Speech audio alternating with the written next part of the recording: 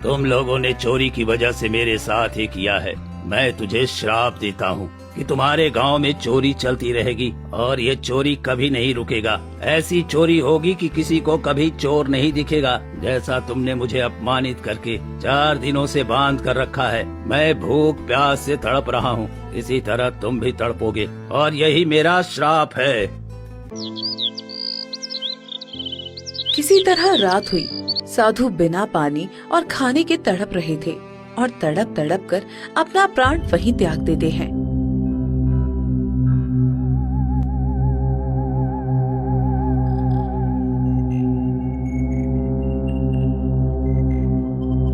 अगली सुबह गांव के लोग जुटे।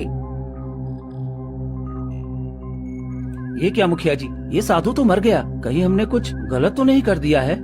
अरे इसमें हमारी कोई गलती नहीं है, ये बूढ़ा था इसलिए मर गया। जाने दो इसे, जंगल में फेंक आओ, नहीं तो ये बदबू करने लगेगा। मैं अभी साधु को जंगल में फेंक आता हूँ। मदन और कुछ गांव वाले साधु को ले जाकर जंगल में फेंक देते हैं।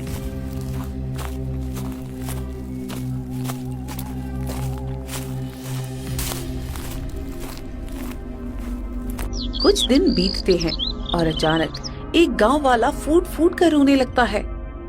हे भगवान, ये क्या हो गया? मेरे घर के सारे जेवर गायब हो गए और मेरी पत्नी ने आत्महत्या कर ली।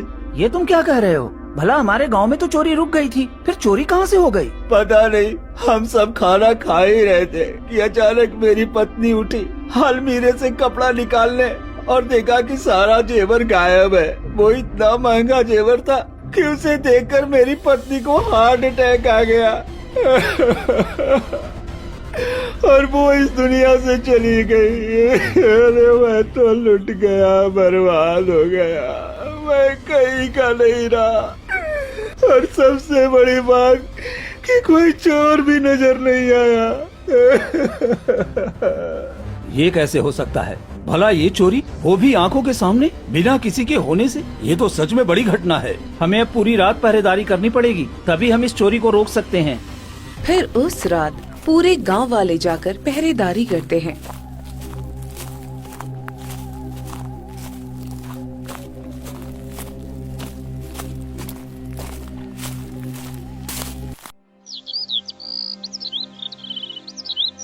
फिर सुबह होते ही मदन जोर जोर से रोने लगता है। ये क्या हुआ? मेरे घर के सारे अनाज चोरी हो गया, जबकि मैं पूरी रात पहरेदारी कर रहा था। ये कैसे हो गया? अरे ये कैसे हुआ? तुम तो पूरी रात पहरेदारी कर रहे थे, फिर अनाज कैसे गायब हो गया? ये क्या हो रहा है? पहले जैसी चोरी फिर से शुरू हो गई, लेकिन इस बार तो चोरी कुछ रहस्यमयी तरीके से हो रही है। सभी लोग दरवाजे पर पहरेदारी दे रहे हैं और घर के अंदर चोरी हो जा रही है। अरे मुखिया जी, मैं तो लूट गया, बर्बाद हो गया। मेरे सारे कपड़े चोरी हो गए, घर में एक भी कपड़ा नहीं बचा।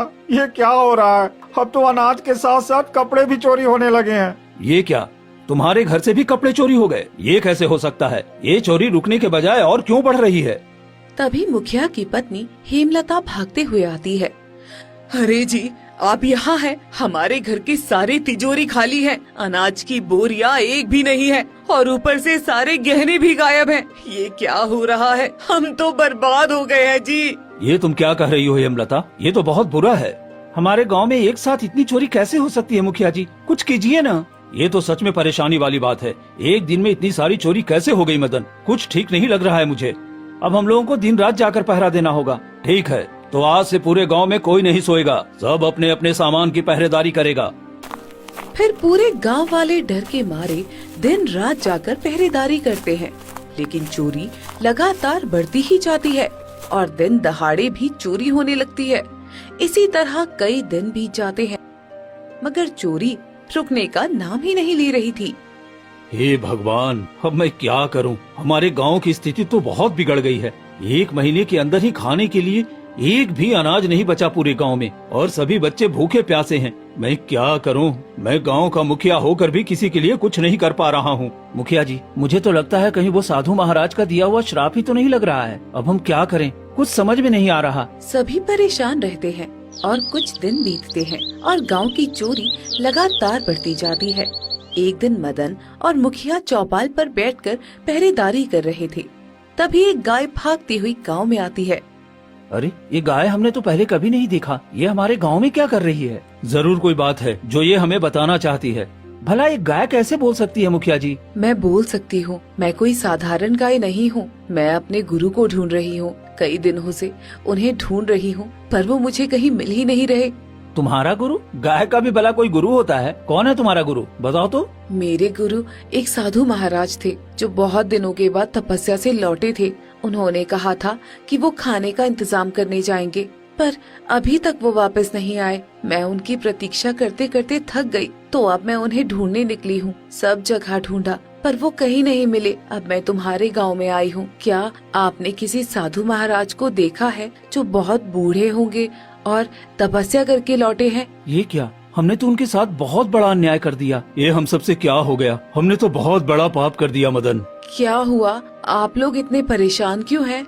हम सबको माफ कर दो। हमने गुरु महाराज को चोर समझकर उन्हें पेड़ से बांध दिया और वो कई दिनों तक हम सबसे विनती करते रहे, पर हमने उनकी बातों पर विश्वास नहीं किया और वो वहीं पर दम तोड़ दिए। हमने उन्हें गांव के बाहर मिट्टी के नीचे दफन कर दिया और उनका दिया हुआ श्राप हमारे गांव पर लग गया और आए दिन चोरी लगातार बढ़ती जा रही है। हमसे बड़ी गलती हो गई, हमें माफ कर दो। तुम लोगों ने ये क्या कर दिया? इतना बड़ा पाप किया तुम लोगों ने। मेरे गुरु को जान से मार दिया। मैं तुम लोगों को कभी माफ नहीं करूंगी। हम सब अपनी गलती की सजा भुगत रहे हैं, बस किसी तरह बता दो ये श्राप हमारे गांव से कैसे हटेगा। देखो सभी भूखे प्यासे तरस रहे हैं, एक दाना तक घर में नहीं है। हम लोग कई जगह भटक रहे हैं। मैं ये रास्ता नहीं बता सकती, मेरे गुरु ही बता सकते हैं कि उनका श्राप कैसे टूटेगा। पर वो तो अब इस दुनिया में नहीं है, वो कैसे बताएंगे? तुम सबको उनके कब्र के पास जाकर माफी मांगनी होगी, फिर वो कोई रास्ता बताएंगे। लेकिन हमने तो उन्हें जंगल में फेंकवा दिया था। हमें क्षमा करना साधु महाराज, हम सब जरूर जाएंगे माफी मांगने के लिए। फिर सभी मिलकर साधु महाराज को जहाँ फेंका था वहीं पर जाते हैं। साधु महाराज हमें माफ कर दीजिए, हमने आपकी बातों पर यकीन नहीं किया और हम सब इतनी बड़ी भूल कर बैठे। हम आपसे माफी चाहते हैं, आप हमारे गांव पर से ये श्राप हटा दीजिए, हम सब पर रहम करिए। हाँ साधु महाराज, हम सब पर रहम करिए, हमें माफ कर दीजिए। हमारे छोटे छोटे बच्चे भूखे हैं, हम पे रहम कीजिए। तभी एक रहस्यमय आवाज आती है। तुम सबने चोरी के लिए हद पार की है, तुम सबको इसी श्राप से जूझना पड़ेगा। चोरी किसी और ने किया और तुमने मुझ जैसे बेगुनाह को मौत की सजा दी। गुरुदेव, आप इन सबको माफ कर दीजिए। इन सब ने बहुत गलत किया है, लेकिन गांव में बहुत सारे भूखे बच्चे हैं जो भूख से रो रहे हैं। मैं उन्हें देखकर आई हूँ। आप अपना श्राप इनसे हटा लीजिए। ठीक है, मैं श्राप नहीं हटा सकता, लेकिन इसके लिए तुम्हें मानसरोवर झील का पवित्र जल लेकर अपने गांव पर छिड़कना होगा, तभी ये श्राप टूटेगा। जी साधु महाराज, मैं वो मानसरोवर झील का पानी अवश्य लेकर आऊंगा और हम सब ने जो गलती की है उसका प्रायश्चित भी करेंगे। नहीं, तुम ये नहीं ला सकते। पहली बार मुझ पर शक मदन ने किया था और मेरे साथ बुरा व्यवहार किया, इसलिए परीक्षा उसी को देनी होगी। और ध्यान रहे, रास्ते में कुछ भी आए उसमें उसे फंसना नहीं है और वो जल लेकर ही आना है। मैं वादा करता हूँ साधु महाराज, मैं जल लेकर जरूर आऊंगा। इतना कहकर मदन घने जंगलों की तरफ निकल पड़ता है और कुछ ही दूर जाने के बाद उसे ढेर सारा खजाना दिखता है। अरे ये तो खजाने का ढेर है, अगर इसे ले लूं तो पूरे गांव की गरीबी दूर हो जाएगी और जितना चोरी हुआ है वो सब वापस भी आ जाएगा। मुझे ले लो तो तुम्हारी सारी तकलीफें और पूरे गांव की तकलीफ दूर हो जाएगी। फिर मदन 2 कदम आगे बढ़ता है और रुक जाता है। अरे मैं ये क्या कर रहा हूँ? नहीं, मैं ऐसा नहीं कर सकता। हमारे गांव पर श्राप लगा है, अगर मैं ये ले गया तो शायद ये खजाना भी चोरी हो जाएगा। नहीं, मुझे आगे बढ़ना चाहिए। तभी खजाना मिट्टी के ढेर में बदल जाता है। अरे ये क्या, ये तो भ्रमजाल था। हाँ, बाल बाल बच गया मैं। थोड़ी दूर जाने के बाद ही मदन मानसरोवर झील के पास पहुंच जाता है। तो यही मानसरोवर है, मुझे जल्दी से जल लेकर वहाँ लौटना चाहिए। जैसे ही मदन जल लेने झुकता है, तभी एक रहस्यमयी आवाज आती है।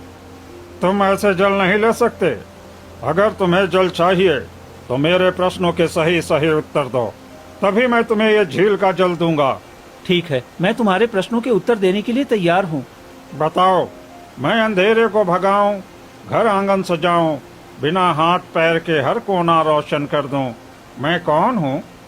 मदन सोचता है, फिर बोलता है। झील महाराज, इसका उत्तर है उजाला। उजाला एक ऐसी चीज है जो बिना हाथ पैर के कोने कोने रोशनी देती है। तुमने बिल्कुल सही जवाब दिया। अब जल ले जा सकते हो। फिर मदन जल्दी से मानसरोवर झील का जल ले आता है और गांव की तरफ निकल पड़ता है और कुछ ही देर में मुखिया के पास जाता है। तुमने बहुत अच्छा काम किया है मदन। अब जल्दी से इस जल को हमारे पूरे गांव पर छिड़क दो ताकि ये श्राप खत्म हो जाए। मदन गांव में पवित्र जल छिड़कता है। तभी तेज रोशनी फैलती है और पूरे गांव में चोरी किया हुआ सामान वापस आ जाता है। ये क्या, हमारे घर में फिर से अनाज भर गया। देखो, सबके दरवाजे पर अनाज वापस आ गया है। हाँ मुखिया जी, हमने बहुत बड़ी गलती की थी साधु महाराज जी के साथ। हमें इसका प्रायश्चित करना चाहिए। हाँ, तुम ठीक कहते हो मदन। जहाँ हमने साधु को लावारिस की तरह फेंका था, वहाँ पर हम एक मंदिर बना देंगे ताकि हम उनकी पूजा कर सकें।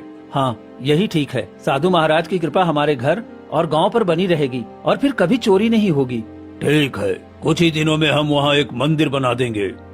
और उस दिन के बाद से गांव में चोरी होना बंद हो जाता है और मुखिया और गांव वाले मिलकर साधु महाराज के लिए एक खूब सुंदर सा मंदिर बना देते हैं और सुबह शाम वहां दीपक जलाकर साधु महाराज की पूजा करने लगते हैं। और इस तरह पूरा गांव खुशी पूर्वक रहने लगता है।